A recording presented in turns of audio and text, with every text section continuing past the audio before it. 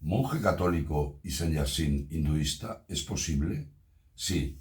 Yo os quería presentar el caso de Swami Abhishektananda, cuyo objetivo era integrar la mística cristiana con el Advaita Vedanta y el Jnana Yoga, el yoga de la meditación. Swami Abhishektananda, que nació en 1910 y murió en 1973, nació en Francia como Henri Lesaux. Fue un monje benedictino francés que se convirtió en una figura clave en el diálogo interreligioso entre el hinduismo y el cristianismo, especialmente en lo relativo a la meditación y la experiencia mística. Este Swami es conocido por su esfuerzo por integrar la mística cristiana con el Advaita Vedanta, el todos uno, y el yoga de la meditación, definido en el Bhagavad Gita. Y todo esto manteniendo su identidad como sacerdote católico.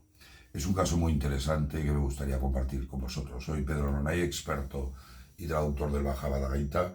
He traducido varios libros del Bhagavad Gita, dos versiones del Bhagavad Gita. Una es la del Gita de acuerdo a Gandhi y otra más avanzada y más enfocada al Jnana Yoga. Y también toda la obra de Swami Vivekananda. Si te ha gustado este vídeo, compártelo con quien quieras, comenta, suscríbete o dale un like. Henri Lesaux nació el 30 de agosto de 1910, como hemos dicho, en Saint-Briac, en la Bretaña francesa. A los 19 ingresó en el monasterio benedictino, donde vivió cerca de 19 años, y luego fue ordenado sacerdote en 1935. Durante la Segunda Guerra Mundial fue incluso prisionero de guerra, y este acontecimiento marcó definitivamente su vida en la búsqueda de una espiritualidad más profunda. En 1948, movido por un anhelo de la vida contemplativa mucho más radical, se traslada a India, con la intención inicial de cristianizar al país a través de un monacato adaptado a la cultura india. Imaginaros. Junto con el sacerdote francés Jules Monachin, fundó el Ashram Shantivanam en Tamil Nadu en 1950, buscando integrar la vida monástica benedictina con la espiritualidad hindú. Su contacto con India transformó profundamente su perspectiva. Sus planes quizás ya no deberían ser los que había pensado. Y en 1949 conoció al gran Ramana Maharshi, un sabio del Advaita Vedanta, cuya enseñanza de la no dualidad del Advaita marcó un punto de inflexión.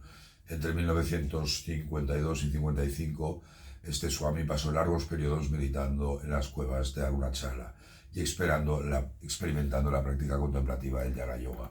Hay un verso del capítulo 6 del Gita, del yoga, el camino de la meditación, que dice: para el sabio que aspira a la perfección en el yoga, el trabajo sin apego es su medio.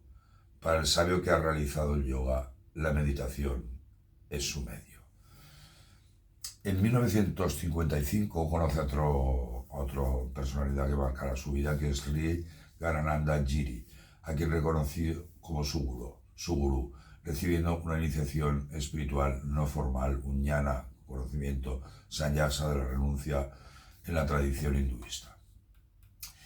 Y esta esencia del Advaita Vedanta y esta iniciación, hay un verso del Gita que lo define muy bien. Dice: el sabio armonizado en el yoga ve el ser en todos los seres y todos los seres en el ser. Y él ve lo mismo en todas partes, que como vemos es el todo es uno. En 1968 se traslada a los Himalayas, viviendo como un ermitaño cerca de Uttarkashi. Allí profundiza en la meditación, en el jnana y el diálogo interreligioso, influenciado evidentemente por el Bhagavad Gita y los Upanishads. Ya en 1973, junto con Swami Chidananda, preside la iniciación de su discípulo Mark Shaduk, que será el futuro Swami Ashatananda en Rishikesh, un momento que consideró la culminación de su vida. Ese mismo año tras una experiencia mística Advaita no dual que describió como un despertar más allá de conceptos. Sufrió un infarto y falleció el 7 de diciembre de 1973 en Indore, en India. Este Swami quería que la verdad trasciende los conceptos y las formas, el nama y rupa, el sánscrito, y que el cristianismo y el hinduismo podían converger en la experiencia mística de la unidad de Dios.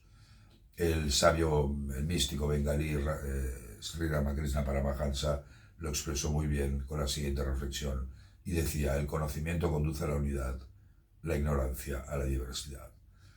El lema de este Swami, inspirado en el Katha Upanishad, fue: despiértate, levántate y permanece consciente. Y os leo una frase suya que decía, si tuviera que dar un mensaje sería, le despierten, levántense, permanezcan conscientes del Katha Upanishad. El matiz puede variar según la audiencia, pero la esencia va más allá. El descubrimiento del yo soy de Cristo es la ruina de cualquier teología cristiana, pues todas las nociones se queman en el fuego de la experiencia. Y esta reflexión también nos recuerda al famoso mantra del capítulo 2 del Gita, que dice, oh Arjuna, no cedas ante la impotencia, no te beneficia, abandona esta miserable debilidad de tu corazón y levántate y lucha.